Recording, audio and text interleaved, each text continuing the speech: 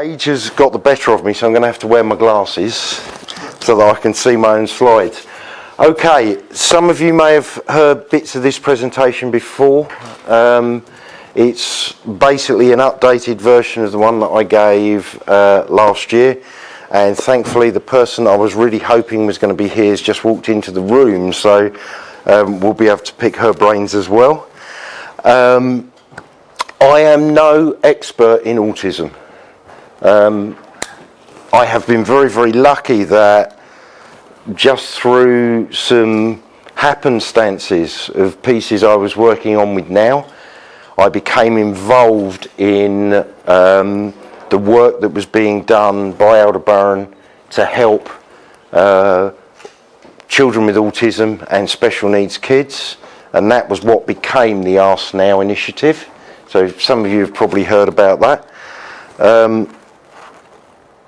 See if we can get this to... So what we're going to talk about, I just want to briefly touch on what autism is, yeah?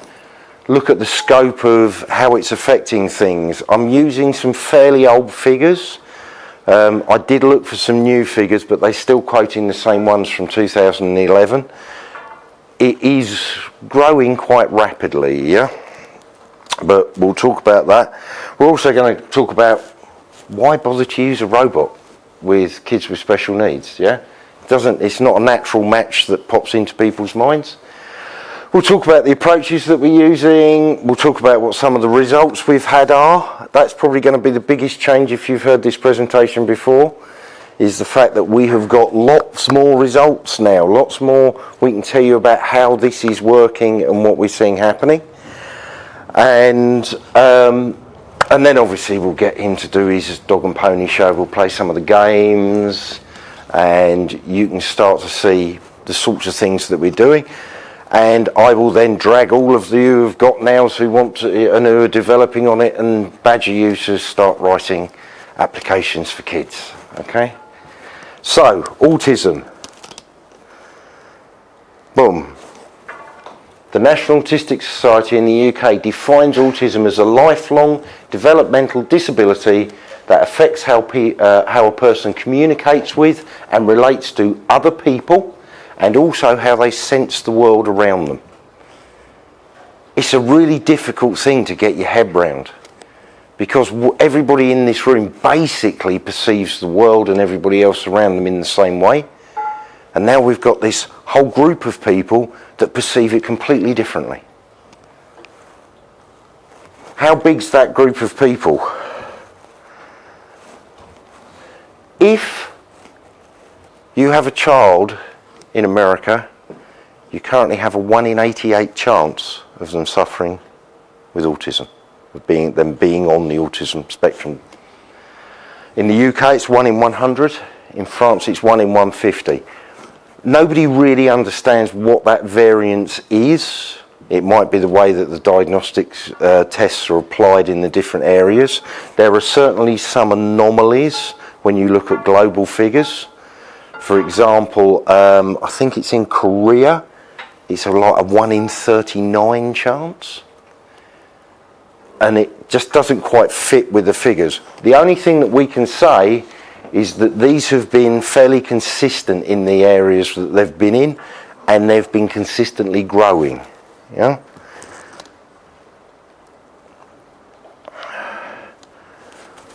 According to the CDC, 2011, growth rate of 17.1% per year in the Western world. That's pretty big. Yeah. We have got a pretty large global community. They reckon at the moment, it is only an estimate, around 10 million people today. 10 million. Doesn't sound like a big number when you think about the world population. 10 million is the population of Greece. So if autism was a country, it would be the size of Greece.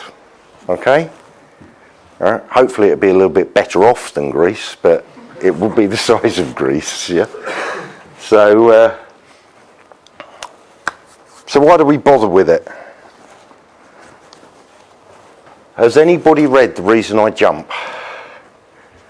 It's a great book. You can get it on your Kindle. It's on the Kindle store. You can buy it as a paperback. It's not very thick. Basically, it was written by a 13-year-old who's now in his 20s in Japan. It was only translated into English last year. Yeah, last year. What he did, he's non-verbal, by the way.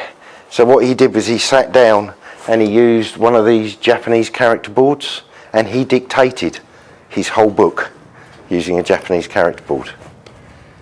And all he did was he took questions that he'd heard people asking about him and he gave his answers. And some of them are brilliant. It's an incredible insight into the way that he was thinking and his perspective on the world. So I strongly recommend that if you're interested in it, actually even if you're not, just read it. It is a really good book. Yeah.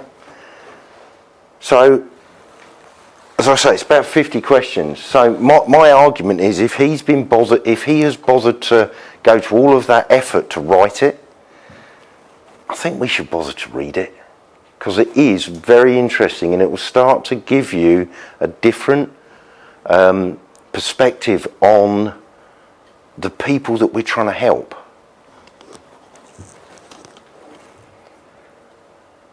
Right, so what confuses somebody with autism when they're communicating with a person? Yeah? Things that we take for granted, like facial expression, vocal intonation, body language, our understanding of how other people are feeling. I'm not being funny, I can look around the room and I can see the people that are smiling and the people that are bored. I can get that, yeah? I can understand it very easily. These things become very confusing to somebody that's suffering from autism. So what we need to do is we need to break down that whole method that we communicate with. I mean, here am I standing here, my vocal intonation's changing, my facial expression's changing, I'm waving my arms about, and you're all taking it in without any problem at all. But imagine you couldn't filter that out. There's a guy called Daniel Tammet. Some of you may have seen him on the TV. The Discovery Channel did an article about him. He learnt Norwegian in 4 days and was interviewed live on Norwegian television speaking Norwegian, having not spoken it before. He learnt it in 4 days. Incredible guy. He wrote a book called Born on a Blue Day, which is a great book. He's a mathematical savant. It's worth reading just for his explanation of how he does maths, because it's incredible. He sees numbers as shapes, and then he describes that he puts the two shapes together, and whatever shape makes in the middle is the answer to the mathematical problem. So it's a really completely different way of seeing the world. He actually said that one of the most challenging things he has to do, and I'll be honest with you, he's right at the high functioning end of the spectrum. Yeah? He said the most challenging thing that he has to do is go into a supermarket. He said, you walk into a supermarket, and what have you got? You've got lights, you've got music, you've got noise, you've got people milling about, you've got all the different packaging that's trying to attract your attention, you've got all the special offers and the displays. He said, imagine walking into that and not being able to filter any of it out. It all hits you full force all at the same time. He said, just turn off the filters, because he hasn't got any. And that makes going supermarket shopping really difficult for him. So what we're looking to do here is we're looking to try and break down the way that we communicate and do it very gently and in steps with these children, so that what we can actually do is we can take away some of the confusion. First off, stop me waving my hands about all the time when I'm speaking. But equally, we want very repeatable results. Get rid of my facial expression.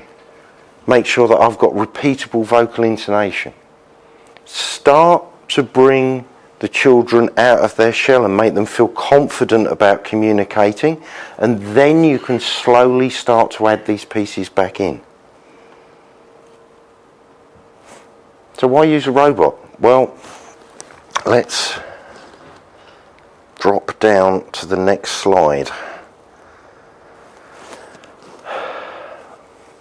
Professor Tamer Weiss at Haifa University noticed that a lot of children with autism were drawn to new technology like tablets, iPads, iPhones, the internet, yeah?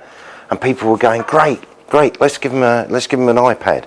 But what she noticed was that although it does bring them out of their shell and they focus on that activity, all of the things that we're talking about, they were singular activities, they weren't social activities. It was the child working on the iPad rather than working with a group of people. So they've said, iPad's great, wonderful, yeah? But if that means that that child just sits looking at the iPad all day and doesn't interact with anybody, what have we achieved? We haven't actually helped them come more into our world, yeah?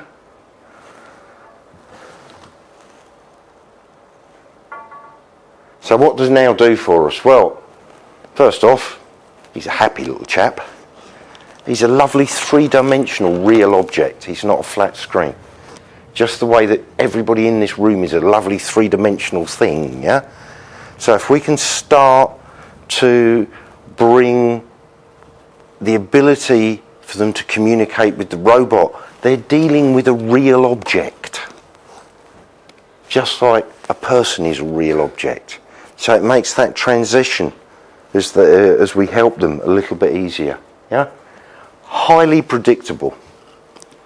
I mean, I've been lucky enough, Aldebaran have taken me up to Topcliffe Primary School in Birmingham, and I spent a week up there working with the kids up there and the teachers up there, and you know what, I am so glad that I'm not one of these special needs teachers. They have got the most incredible levels of patience that you've ever seen. When these children want to do the same activity 10 times, 15 times, 50 times, and they've got to try and do the same thing all the time. This little guy, he doesn't care whether he's doing, you know, head, shoulders, knees and toes for the first time or for the 100th time. Yeah? He'll happily do it, and he'll do it exactly the same way that he did it before. So we get nice, constant, repeatable behaviour. It's a very clean design. It's not confusing, not lots of facial expression. Yeah? We can control his body language. We can control how he gestures and how he moves. Yeah? And one of the most important things is he's non-judgmental. So if a child gets something wrong, it doesn't matter. They know that he's not forming an opinion of them, so they don't mind. Whereas if we were to give them that feedback, there becomes the assumption that we're being judgmental about them. So he's got a lot of really positive things that he can bring to it. So what else does he give us? Well, first of all, the kids become really attached to him. Yeah? When I was up at Topcliffe, there was a little lad called Owen who worked with the robot the year before, and he came in, he saw the robot again. We had a little bit of a problem with him because he didn't want any of the other people in his class talking to the robot because it was his friend. Yeah? But we got past that one, yeah? And then he turned around to us and he said, I want to tell the robot a story. And he sat down, and for 20 minutes he explained to the robot the complete story with voices, animal noises and everything of the Jungle Book. It was incredible to see. This is supposed to be a child that has a problem communicating. And all he wanted to do was sit there for 15 to 20 minutes and go into great detail. And I'll tell you what, he really knows the Jungle Book well. It was great to see, yeah? We also, at the time, some of you may have seen an article in the Sunday Telegraph in January about Topcliffe School and NAO. That was actually researched while I was up there. And we had another one of the lads come in, and he wanted to read a story to the robot. And it was one of those ones where timing couldn't have been better. We have a little behaviour on the robot where he just makes like affirming noises. So as the child talks to him, he just go, oh yes, and really. And as he told this story about volcanoes erupting and all sorts of things, he got to the bit about the volcano erupting and he said, the volcano erupted. And we were just really lucky because the robot went, really? And he went, yeah, really. It was complete fluke, yeah? But what we do with that is that we also record what they're saying to the robot, and it can be emailed to his teacher or to his parents and his therapists so that they can look at how he's interacting with the robot. They can listen to what's been said so that the children can feel confident in having a conversation, but we can still feed back what's happening back to the carers and the teachers and the therapists that are involved. Which leads us on to this, it becomes a support tool. Everything that happens inside the Ask Now initiative actually feeds back statistics to a web interface that actually maps and charts the child's progress. So you can go through it and you can see what the child's been doing and how they've succeeded. So we've got a whole variety of different metrics we can feed back to the teachers. And of course, we can tailor this. I mean, some of you might know that the way I got into this was through a game called the Animal Card Game. Yeah, it's been used by all sorts of different things. It's a really simple game. It was written for my nephew. Basically, the robot turns around and says, show me a picture of a cow. And you show him a little flashcard of a cow. Now, when I did it, it had 9 farmyard animals on it, yeah? After Celine and her crew of developers got hold of it, we've ended up with a game that's got 26 animals involved in it, that's configurable so that the teachers can pick different sets of animals. They can choose what cards they use. We've been able to put the card set online so they can use it with a tablet. And you literally show him the picture and he decides and he scores it and everything else, yeah? But all of this comes down to the fact that we can configure it, we can change it, we can say how many turns are they going to be. We've even got it to the point where one of the beta test schools said to us, I'm working with this particular child and more than one card is too confusing for them. So we changed it so you could just select one card. So they could say, right, we're going to play 5 rounds of the game and it always asks for the same animal. But it helped that child learn the process of showing the card to the robot. Because again, it's something that we don't think anything about, but that's a process that you have to learn. So, really importantly, everything can be configured to meet the needs of the child.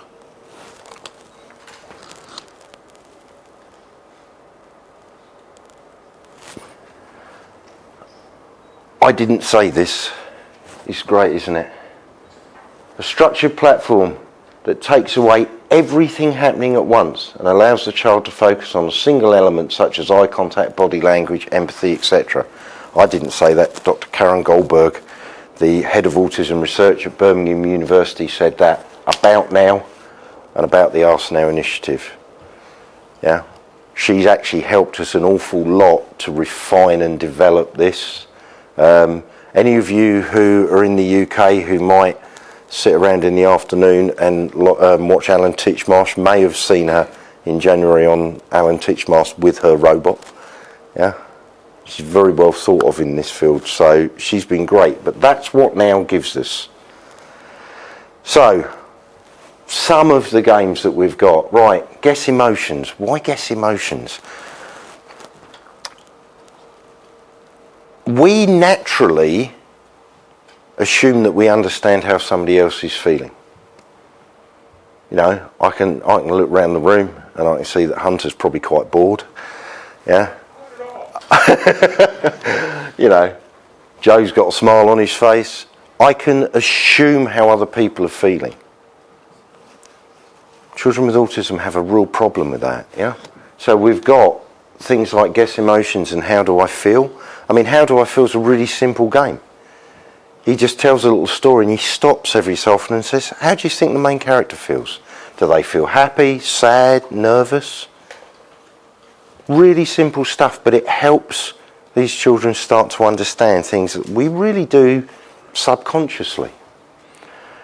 We've got loads of flashcard games. Really, really important, because a lot of these children are non-verbal. So to be able to include them in this, flashcard games, where they can pick up a card and show it to NAO.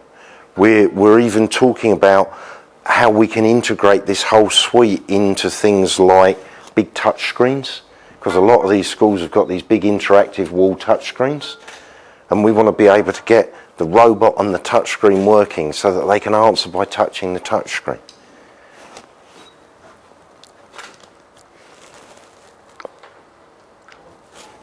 Memory games, just like us, exercise the memory. Again, it's about routine. Yeah. Hide your eyes. It's a great one. The robot recognises your face, and then he goes, "Okay, my turn. Do what I do," and he puts up his hands, and he might cover one eye or he might cover both eyes. Yeah. And then you mimic him, and he recognises whether you've matched what he's done, and then he goes, "Okay, your turn," and then you cover your eyes up, and he tries to mimic you. There were some papers that came out last week just about teaching mimicry to children that are on the autism spectrum disorder, and how that, just on its own, can help them become more autonomous. So mimicry is really important. Look at me reading. I don't know how many of you have interacted with anybody that's on the spectrum, but most of the time they won't keep eye contact with you. They'll talk to you, but they'll look away. Eye contact's really important for when we communicate. So we've got behaviours that are on the robot where NAO will tell a story as long as you keep looking at him. If you look away, he stops. When you look back, he carries on. So it just helps maintain things like eye contact. So there are lots of little pieces that all come together. So, what, I've just mentioned 6. What are we up to now? 50-ish. 50-ish. Selena always goes 50-ish. I think it's about 53. And I've also seen a couple that they haven't released yet. So we're going to be around 55 different activities on the robot that the children can get involved with. Now, some of those things are activities where they need to do something. Some of them are little prizes. Yeah? So it might be a dance, or it might be a story that NAO tells. But that's their reward for doing an activity. So you can build up a session where they do an activity, they get a reward. Or they do 2 activities, they get a reward. Yeah? So that it can reinforce what we're doing there. Right. This is Hannibal. Let's stand him up. How many of you have a NAO have done anything with any of the autism behaviours? Used any of them, yeah? This little guy's got basically most of them on here. So we'll see how good his new mics are, because he's version 5. I'm going to have to come around the front because his mics are a little bit more directional now. What do you want me to do? Guess sports. Guess sports.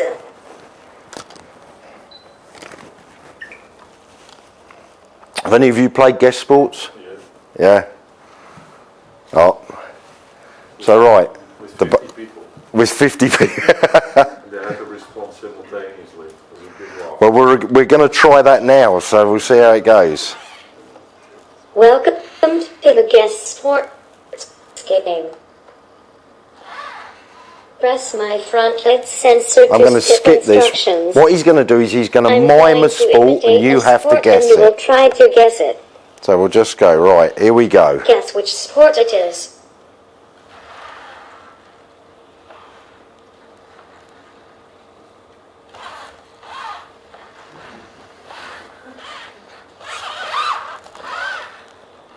I'm just not sure of this table, so... Well, give me your answer. Boxing. Bit louder. Boxing. Well, give me your answer. Boxing. Boxing. Good answer. Really simple little game. Yeah? But it's about Shall we try interpreting one what more somebody's time? doing.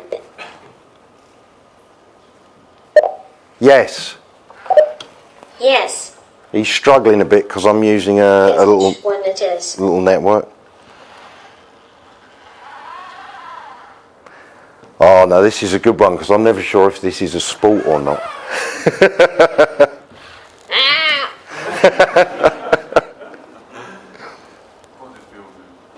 Right, So, did you guess what sport it is? bodybuilding.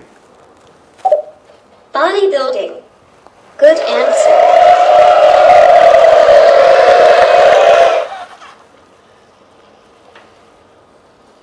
Do you want to play again? No. Now you start No. to get the reinforcement piece because Congratulations. You gave 2 good answers out of 2. yeah. What we never do is we never give a negative. So it's never you didn't get any right. It's always well done. You finished the activity. What do you want me to do? How do I feel? How do I feel? What do you want me to do? What do you want me to do? How do I? Understood. Get lucky. Your answer can be, for example, want to know you. Right. Shall What we do you want me to do? How do I feel? How do I feel?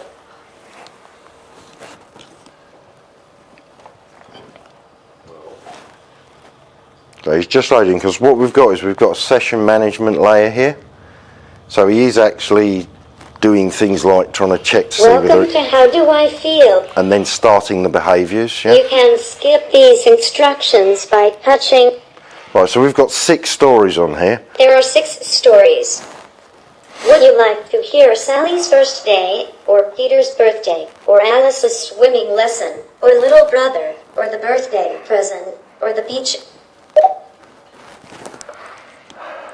Swimming lesson. See if he gets that one. There are 6 No, stories. didn't get it. Would Sorry. you like to hear Sally's first day, or Peter's birthday, or Alice's swimming lesson, or little brother, or the birthday present, or the beach? Alice's swimming lesson. Alice's swimming lesson. So let's hear about Alice's swimming lesson. Remember what I said about Alice was on her realising what way other back people's in her emotions are her about? First swimming lesson. She had a new swimsuit and a big rainbow patterned towel. She was very excited to learn to swim. How do you think Alice is feeling? Is Alice feeling confused, embarrassed, or excited? Excited. How do you think Alice is feeling? I'm going to stand down here because he'll hear me better then. Confused, embarrassed, or excited? Excited. Excited. Well done, you got it right. Here is the next bit of the story. When they arrived at the sports center, her mother showed her where to change and then took her out to the swimming pool. Alice looked at the pool and felt a little nervous. It was very big, the same size as the one she had seen on the television during the Olympics. One end was very deep and the other end was shallow. How do you think Alice is feeling? Is Alice feeling nervous, sad, or disappointed? Nervous. Nervous. Excellent. You guessed that one correctly. Okay, here comes the next part of our... Alright, What do you want me to do? What's the end of the story? the end of the story is she does learn to swim, okay? you get the idea. So you can see the sorts of things that we're doing here. That when he gets wrong answer, yep, he'll get positive. yeah, he'll actually turn around and go, oh no, that wasn't sadness, that was excitement. So again, it's about reinforcing the right answer. So for example, with the animal card game, if you show him the wrong animal, he'll turn around and say, that's a pig, I asked for a cow. Yeah, and then he'll give the child another chance to try again. So it is about trying to keep it very, very positive. Yeah, but you can get a feel for the sorts of things that we've been doing. Those of you who were here last year will have seen this before. It's total plagiarism, for which I apologise to Central Television, but it is just a great bit of video if it will play for us. Please play.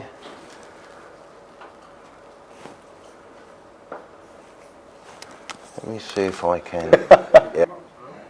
There we go. Let's see if that'll work. It's flat. Oh no, cannot play media. Thanks a bunch. I do have the file on here, so let me see if I can drop out of this. And if I can find my mouse again. See if we can just run this up. Let's try in there. Is it going to play?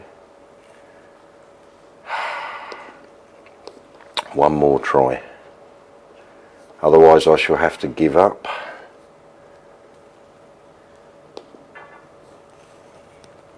Let's give it.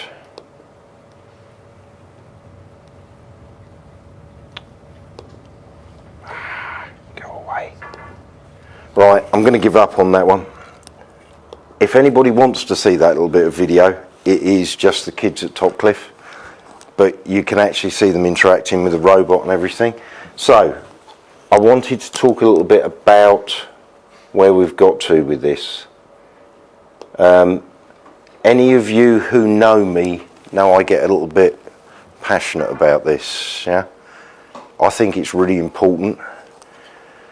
And I think the reality of that importance really only sunk home to me the beginning of this year. Topcliffe have been working with the robots for about 18 months. And two things happened at Topcliffe. Three things happened at Topcliffe. First of all, two of the lads up there that were in the autism class. By the way, for those of you who don't know about Topcliffe Primary School, a third of their students are on the autism spectrum. Their headmaster has actively encouraged parents to send their autistic children to his primary school. It's quite amazing, guys. It's a brilliant school. I wish school had been like that when I was there. You go into the playground and it's a really exciting playground. There aren't many playgrounds you go to where at the back of the playground there's a full-size canal boat. Yeah? That the kids have got a media centre in. And one end of the boat, they couldn't decide what to do with it. So I don't know whether they've done it yet, but they were applying to Birmingham City Council to get the kids a radio broadcasting licence so they could broadcast their own radio station to the local estate. So it's a really cool school, yeah? And as I say, a third of the kids there are on the spectrum. Two of the lads that were in special needs classes this year went into, so not this September, last September, went into standard ordinary classes. No more special needs for them. Daniel, who appeared in some of the pictures, if I can go back, let me just see if we can see Daniel anywhere. He's in one of them, I'm sure. There he is. This is Daniel. Daniel was non-communicative when he arrived at the school. They had a parents' evening and all the kids were doing various little bits and pieces and everything. And right at the end, just when it was supposed to finish, Daniel and his friend, who also suffers from autism, jumped up on the stage and told everybody to be quiet because he had something really important to say. And he then stood there and talked about how important his museum of robots was. All about what he does with the robot, supported by his friend. They've prepared all of this, holding up pictures. This is supposed to be a child that can't communicate. This isn't the only reason that they've been able to achieve that, but it's a new tool that can be integrated into their complete therapy program, and it does make a difference. On the Ask Now website, you'll find some blog articles. There are some great ones about the kids, some of the ones over in Boston. I mean, we've had a 9-year-old lad whose mother had never heard him speak, who started singing along to one of the songs on the robot. We've got Lucas, a bit nervous when he first saw the robot. Not only has he got autism, but he also suffers from vocal apraxia, so it's very difficult for him to speak. But he became so attached to the robot that he taught himself to speak so he could talk to the robot. And the school apparently now use him when they get new teachers, because he understands the robot better than any of the staff do. Yeah. So, you know, this does make a difference. It's not a cure. It's not the be-all and end-all. This is something that can be dropped in and used as part of a therapy program. Let me see if I can get back up to where we were. Right. Ask Now. It used to be the autism solution for kids. Because we've expanded it a bit more and it's being used not just in autism anymore, we've rebranded it, I think would be the right word, to be Assist Kids with Robots. Okay? So this isn't just being used with autism now. We're trying to push it out into mainstream education as well as other special needs areas as well. Yeah. There is an Ask Now website that Aldebaran run. There's loads of information on there. Yeah. Blog posts, all sorts of stuff. If you're interested in seeing a practical use for the robot, and that I think is the big thing for me with this, and what's been done with it, is that a lot of the stuff that you see and you hear reported is all about something happening in the future. Oh look, we're going to be able to use robots to make these people's lives better. Well, we're not going to be able to. We already are using robots to improve the lives of these kids. And this isn't about improving their life for an hour. It's about teaching them life skills that will improve their life for the rest of their life.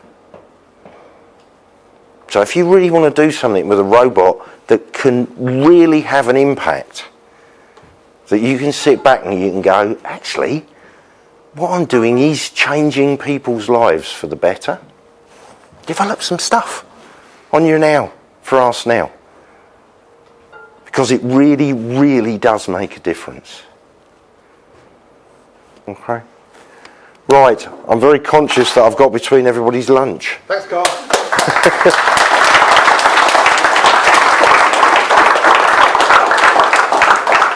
It's not lunch yet.